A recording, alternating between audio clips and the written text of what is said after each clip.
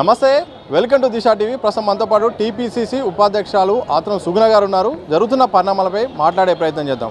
ముందుగా ఒకవైపు మున్సిపల్ ఎన్నికల విషయంలో భయపడే ఎంపీటీసీ జెడ్పీటీసీ ఎన్నికలు నిర్వహించట్లేదు, అందుకోసమే అడ్వాన్స్గా పెట్టే ప్రయత్నం చేస్తారు. ఇది మా భయంతోనే అనేది కూడా బీఆర్ఎస్ కానీ బీజేపీ కూడా అంటుంది. ఏం చెప్తారు? అదేంది ఏం భయం మాకు? మేము ఆనాడు కాంగ్రెస్ పార్టీని ప్రజలు గుర్తించి బీఆర్ఎస్ చేస్తున్నటువంటి ఏదైతే తెలంగాణ రాష్ట్రాన్ని ఎంతోమంది ప్రాణ త్యాగం చేసేసి తెలంగాణ రాష్ట్రాన్ని చిందిస్తే బంగారు తెలంగాణ అవుతుంది అనుకుంటే బతుకులేని తెలంగాణ చేసిండ్రు బీఆర్ఎస్ వాళ్ళు. కుటుంబ పాలన చేసి తింటే తరగని వాళ్ళ తరతరాలు తింటే తరగని ఆస్తులు సంపాదించుకొని పవాలు పెట్టుకున్నారు. అందుకనే ప్రజలు గుర్తించి కాంగ్రెస్ పార్టీని ఓటేసి కాంగ్రెస్ ప్రభుత్వాన్ని తెలంగాణ ఏర్పాటు చేశారు.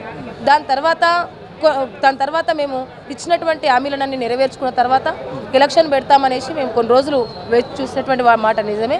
దాని తర్వాత మేము సర్పంచ్ ఎలక్షన్లలో 75% మెజార్టీ సాధించినాం. వాళ్ళందరూ కూడా బీఆర్ఎస్ వాళ్ళు గడప గడపకు పైసలు వంచుడు. వాళ్ళు మేము ఎలాంటి పైసా వంచకుండా ఒక నిజాయితీతోటి కాంగ్రెస్ గవర్నమెంట్ ప్రవేశపెట్టినటువంటి పథకాలు ఏవైతే ఉన్నాయో ఆ పథకాలకు ఆకర్షితులై ప్రజలు ఓటేసి గెలిపించడం అనేది జరిగింది. నిజంగానే కాంగ్రెస్ గవర్నమెంటు ఆనాడు కాంగ్రెస్ గవర్నమెంటే ఈ ప్రజల అభివృద్ధిని చూసింది. ఈరోజు కూడా కాంగ్రెస్ గవర్నమెంటే ప్రజల అభివృద్ధి చూస్తుంది. సన్న బియ్యం పండుగ రోజు కూడా పస్తులు ఉండేటువంటి రోజుల్లో కడుపు నిండా తినాలనేసి సన్న బియ్యం ఇచ్చింది. ఇంటికి 500కి సిలిండర్ ఇచ్చింది. ఫ్రీ బస్సు మహిళలకు కిక్కిరిసిపోతున్నారు మహిళలు. ఫ్రీ బస్సు ఇచ్చింది. 200 యూనిట్ కరెంటు ఫ్రీ.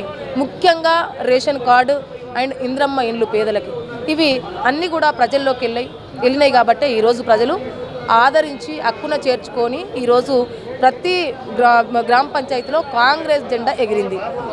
వాళ్ళు బీఆర్ఎస్ వాళ్ళు నోరుంది కదా, ఎటంటే అట్టే తిరుగుతుంది కదా, నాలుగంటే ఎట్లా మాట్లాడితే అది కాదు. ప్రజలు చైతన్యవంతులు గుర్తిస్తున్నారు. మరికొద్ది రోజుల్లో మున్సిపల్ ఎన్నికలు జరగబోతున్నాయి. ఆదిలాబాద్ విషయానికి వస్తే మాత్రం ఇటు బీఆర్ఎస్కు అలాగే బీజేపీ అక్కడ ఎదుర్కొంటూ ఎడ్జ్ సంపాదించే ప్రయత్నం చేస్తుంది. అధికార కాంగ్రెస్ పార్టీ మరి మున్సిపల్ ఎన్నికల్లో కానీ వచ్చే సందర్భంలో ఎన్నికల్లో కానీ ఇక్కడ సత్తా చాటే అవకాశాలు ఉన్నాయా? ఏ రకంగా ముందుకెళ్ళే అవకాశం? తప్పకుండా మాకు ఆ నమ్మకం ఉంది. గడప గడపకి మాకు పథకాలు వెళ్ళాయి. కాంగ్రెస్ గవర్నమెంట్ అంటే ప్రజలు గుర్తిస్తున్నారు కాబట్టి ఆదరిస్తున్నారు కాబట్టి తప్పకుండా రాబోయే ఎన్నికల్లో కూడా మున్సిపాలిటీ ఎన్నికల్లో కూడా ఘన విజయం సాధించి పెడతామనేది ఇది గట్టి నమ్మకంతో చెప్పుతున్నటువంటి నిజం. ఇది ఆదిలాబాద్ జిల్లాలో అప్పుడు ఎమ్మెల్యేలు బీజేపీ వాళ్ళు 4, బీఆర్ఎస్ 2, ఒక్కరే ఏకైక ఎమ్మెల్యే గెలిచిండు.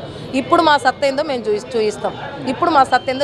ఎందుకంటే అటు మహారాష్ట్ర ఇవన్నీ కూడా కొంత మహారాష్ట్ర ప్రభావం పడడం జరిగింది. వీళ్ళిద్దరు కూడా తోడు దొంగలు. ఎవరు? బీఆర్ఎస్ బీజేపీ తోడు దొంగలు కుమ్మక్కై మా కాంగ్రెస్ గవర్నమెంట్ను మా కాంగ్రెస్ నాయకులను ఓడించాలని చూస్తే అది ఎన్నడకో ఒకరోజు మేము కూడా సత్తా చూపిస్తామనేసి ఈరోజు సర్పంచ్ ఎలక్షన్లో సత్తా చూపించినాం.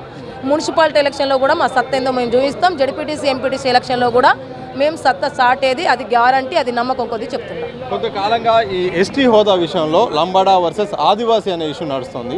ఇది కాంగ్రెస్ స్టాండ్ కానీ మీ స్టాండ్ కానీ ఎట్లా ఉండబోతుంది?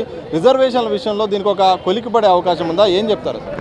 తప్పకుండా కాంగ్రెస్ అధిష్టానము దీనిపైన నిర్ణయం తీసుకుంటుంది. అంటే గతంలో చాలా బీఆర్ఎస్లో ఉన్నప్పుడు కూడా లంబాడా అండ్ ఉద్యమాలు జరగడం అనేది జరిగింది. చాలా సంవత్సరాల నుంచి ఉద్యమాలు జరుగుతూనే వస్తున్నాయి. కానీ కాకపోతే ఏంటంటే ఇది అంటే అధిష్టానం మాత్రం తప్పకుండా బేరీజు వేసుకొని వీళ్ళకు అన్యాయం జరగదు, ఇటు ఆదివాసులకు కూడా అన్యాయం జరగకుండా తప్పకుండా చూస్తున్నటువంటి నమ్మకం మాత్రం మాకుంది. ఎందుకంటే కాంగ్రెస్ ఎస్సీ ఎస్టీ బీసీ మైనార్టీలు ఇది పేదల గవర్నమెంట్, పేదల పార్టీ. కాంగ్రెస్ పార్టీ అంటేనే పేదల పార్టీ, పేదలను గుర్తించేటువంటి పార్టీ. ఈరోజు ఆదివాసీ బిడ్డను నేను, అట్టడుగు వర్గాలు ఉన్నటువంటి బిడ్డను నేను, అడవితో సంబంధం ఉన్నటువంటి బిడ్డను నేను, ఆదివాసేతర ప్రజలతో మాకు ఎక్కువ సంబంధాలు ఉన్నాయి. అయినప్పటికీ కూడా మొట్టమొదటిసారిగా ఒక పార్లమెంటుకు పంపించాలనేసి నేనేమో కోట్ల ఆస్తిపరురాలిని కాదు, మళ్ళీ అలాంటి బిడ్డని ఈరోజు గుర్తించి కాంగ్రెస్ పార్టీ టికెట్ ఇచ్చింది. అంటే చూడండి, ఒకసారి మనం ఆలోచించవలసిన అవసరం ఉంది. ఎందుకంటే కాంగ్రెస్ పార్టీ అంటేనే ప్రజల పార్టీ, పేదల పార్టీ, ఆదివాసుల పార్టీ, బడుగు బలహీన వర్గాల పార్టీ. కాబట్టి తప్పకుండా నష్టం ఎవరికి జరుగుతుంది? అనేటువంటి విషయాన్ని కూడా తెలుసుకొని బేరీజు వేసుకొని అధిష్టానం తప్పకుండా ఆలోచిస్తుంది. ఆపరేషన్ కగార్ నేపథ్యంలో ఇక మార్చి 31 లోపు మొత్తం కూడా మావోయిస్టు పార్టీని అంతం చేస్తామని కూడా కేంద్రం అంటుంది.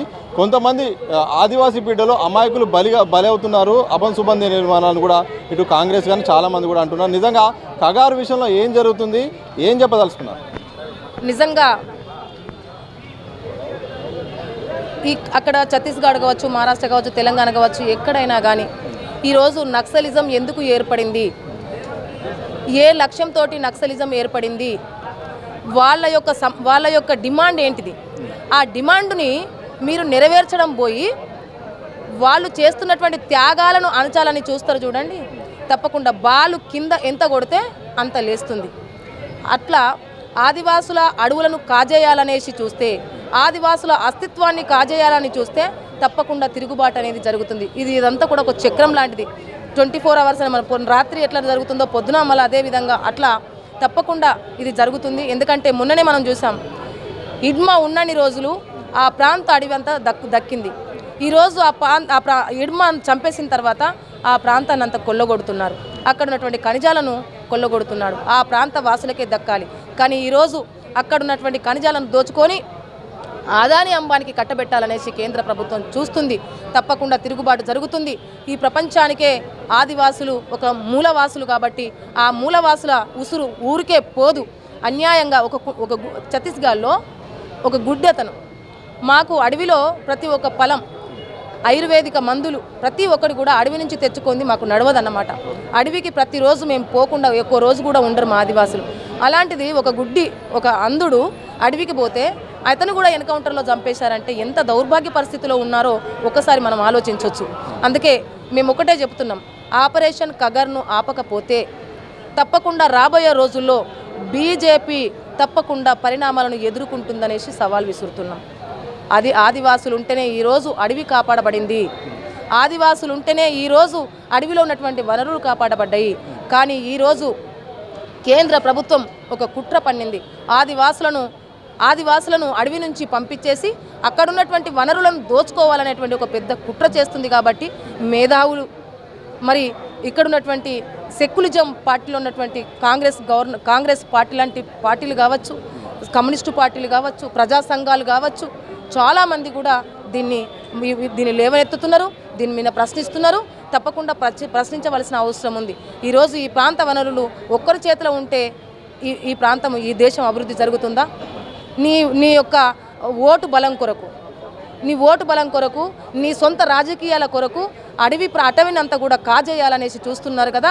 దాన్ని తప్పకుండా ప్రజలు తిప్పికొడతారు, ప్రజలు చైతన్యవంతులు అనేసి ఖబర్దార్ మోదీ అని సవాల్ విసురుతున్నారు. లాస్ట్ క్వశ్చన్, ఆత్రం సుగ్న గారు, మీరు ఒక ఆదివాసీ బిడ్డ, మరి ఒకవేళ కేంద్ర ప్రభుత్వం విధానాల మీద పోరాటం చేసే క్రమంలో మీ పాత్ర ఎలా ఉండబోతుంది? డైరెక్ట్ ఆందోళనకు దిగబోతున్నారు, ఆదివాసులకు మీరు ఎలాంటి భరోసా ఇవ్వబోతున్నారు? తప్పకుండా మాకు బీజేపీ, బీఆర్ఎస్ లాంటి ప్రభుత్వాలపైన, పార్టీలపైన మాకు నమ్మకాలు పోయినాయి. మా చట్టాలను కాలరాసి మా ప్రాంతాలను, మా మనుగడ లేకుండా చేయాలనేటువంటిదే వాళ్ళ యొక్క కుట్ర. కానీ ఆనాడు కాంగ్రెస్ దేశానికి స్వతంత్రం ఏర్పడ్డ తర్వాత నిజాములు పరిపాలిస్తున్నటువంటి క్రమంలోనే మరి కుమ్రం భీం జల్ జంగల్ జమీన్ కొరకు పోరాటం చేస్తే మరి ఆనాడు మానవ శాస్త్రవేత్త ప్రొఫెసర్ హైమండార్ప్ గారిని మా ప్రాంతానికి పంపించడం జరిగింది. ఏం జరుగుతుంది, ఆదివాసులు ఎందుకు లొల్లిపెడుతున్నారు, ఆదివాసులు ఎందుకు ఇంత త్యాగాలు చేస్తున్నారనేసి ఆ రోజు మరి పంపిస్తే అప్పుడు హైమండార్ప్ గారు ఆ ప్రాంతంలో చుట్టూ మార్లవాయిలో ఉండి జోడేఘాటులో చుట్టూ ఉన్నటువంటి ప్రాంతాలను సందర్శించి ఒక నివేదిక తయారు చేసేసి నిజంగానే సంస్కృతి, సాంప్రదాయాలు, ఆచార వ్యవహారాలు, కట్టు బొట్టు, తిండి ప్రతి ఒక్కటి కూడా చాలా భిన్నంగా, మిగతా కులాలతో చూసుకుంటే వాళ్ళు చాలా అన్నిటికి కూడా విద్య, హెల్త్, ఎడ్యుకేషన్ అన్నిటికి కూడా చాలా దూరంలో ఉన్నారు. తప్పకుండా వాళ్ళకు ప్రత్యేకమైనటువంటి చట్టాలు తీసుకొచ్చి వాళ్ళని అభివృద్ధి చేసేటువంటి అవసరం ఉంది అనేసి మరి అప్పుడు కాంగ్రెస్ గవర్నమెంట్కు నివేదిక ఇస్తే అప్పుడు ఏర్పాటు చేసినటువంటి చట్టాలు ఈరోజు ఈ స్థాయిలో ఈ మాటలు మాట్లాడుతున్నానంటే ఆ చట్టాలే కారణము, ఆనాటి వాళ్ళ త్యాగాలే కారణం. కాబట్టి ఆ త్యాగాలను ఎన్నడూ మర్చిపోము. ఇలాంటి చట్టాలను మాకు తీసుకొచ్చి పెట్టినటువంటి పార్టీలను కూడా మేము ఎప్పుడు మర్చిపోము. అందుకే తప్పకుండా ఆదివాసులకు అన్యాయం జరిగితే ఒకటి మన డాక్టర్ బాబా సాహెబ్ అంబేద్కర్ గారు ఒక విషయం చెప్పారు. దేశ పోరాటం వస్తే మరి జాతికి అన్యాయం జరుగుతున్నప్పుడు జాతి పక్షాన ఉంటారా లేకపోతే దేశం పక్షాన అంటే అప్పుడు అంబేద్కర్ గారు ఒకటే మాట చెప్పారు, దేశం కొరకు పోరాటం చేసేటువంటి వాళ్ళు చాలామంది ఉంటారు, ఒక జాతికి అన్యాయం జరిగినప్పుడు జాతికి పోరాటం చేసేటప్పుడు నేను జాతి పక్షాన్నే ఉంటానని చెప్పడం జరిగింది. అదే అంబేద్కర్ గారి యొక్క ఆలోచన విధానాన్ని నేను కూడా అదే అనుసరిస్తాననేసి తెలియజేస్తున్నాను. మొత్తంగా ఇది ఖగార్ నేపథ్యంలో మాత్రం ఇక ఆదివాసులే టార్గెట్గా మాత్రం అయితే ఇటు కేంద్ర ప్రభుత్వం విధానాలు అయితే ఉన్నాయి. ఇప్పటికైనా కూడా కేంద్రం వెనక్కి తగ్గాలి, లేకపోతే మాత్రం అటవీ హక్కుల కోసం ఆదివాసుల కోసం ప్రత్యక్ష పోరాటాలకు సిద్ధమే అని చెప్పారు. దాంతోపాటు కాంగ్రెస్ పార్టీ ఏ ఎన్నికల్లో కూడా భయపడే పరిస్థితి లేదు, ఏ ఎన్నికలు వచ్చినా మాదే విజయము. బీఆర్ఎస్ కానీ బీజేపీ కానీ బురదజల్లే ప్రయత్నం చేస్తుంది. ఇటు రాష్ట్రంలో కానీ భవిష్యత్తులో ఆదిలాబాద్లో కూడా కాంగ్రెస్ భవిష్యత్తులో ఇక సత్తా చాటే దిశగా అడుగులేస్తుందని కూడా ఆత్రం సుఖ్నా టీపీసీసీ ఉపాధ్యక్షురాలు అయితే మాత్రం స్పష్టం చేసిన సందర్భం కనిపిస్తుంది. ఎనప సంవత్సరంతో సతీష్ దిశ టీవీ హైదరాబాద్.